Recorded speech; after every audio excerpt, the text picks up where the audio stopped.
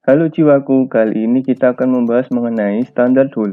Video ini akan membahas lebih dalam lagi tentang geothermal energy, agar kamu lebih expert dalam bidang geothermal energy.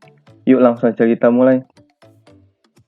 Jika jiwaku telah menonton video yang membahas mengenai tag well, pasti masih mengingat bahwa sumur panas bumi dapat dibedakan menjadi berdasarkan ukuran diameter sumurnya, yaitu slim hole, standard atau regular hole, dan big hole. Jiwaku, untuk video kali ini kita akan membahas lebih dalam lagi mengenai standar dulu.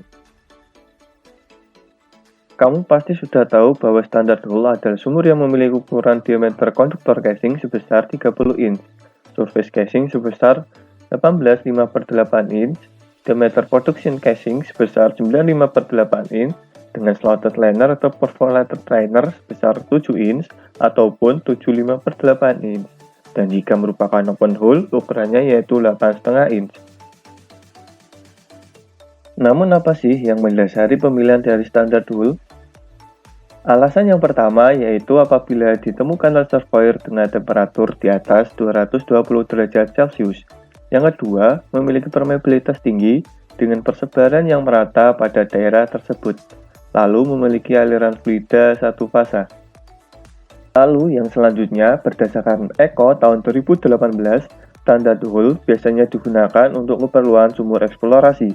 Dan yang terakhir, menurut Sanyal tahun 2014, dapat juga dipilih sebagai sumur produksi. Dan jika sumur tersebut memiliki kapasitas produksi di bawah 2 MW, maka akan digunakan sebagai sumur injeksi. Lalu apa yang membedakan saat melakukan pengukuran standar hole dengan tipe yang lainnya?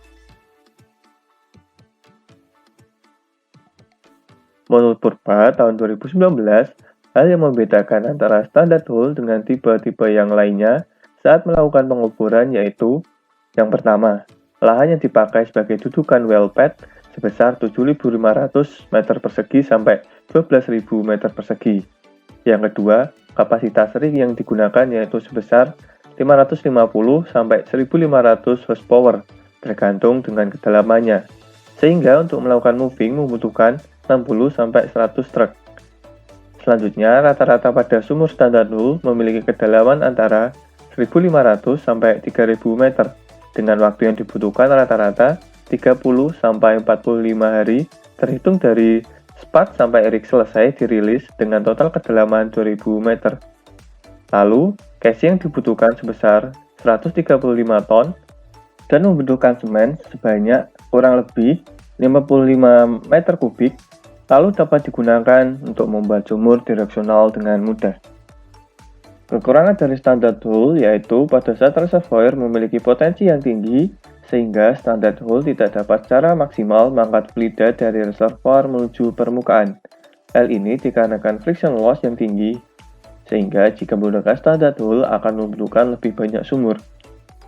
Selain itu, lahan yang dibutuhkan sebagai dudukan well pad yang cukup luas yaitu sebesar 7.500 sampai 12.000 meter persegi, dan pada daerah yang memiliki geologi tidak rata, karena rata-rata berada di daerah pegunungan dengan tebing bisa mencapai kemiringan 25%. Maka harus dilakukan cut and fill, yaitu di mana digunakannya setengah dari tapak pengeboran yang akan dibangun diisi dengan bahan atau material tanah pengisi untuk mengimbangi area yang digali sehingga terbentuk permukaan yang rata.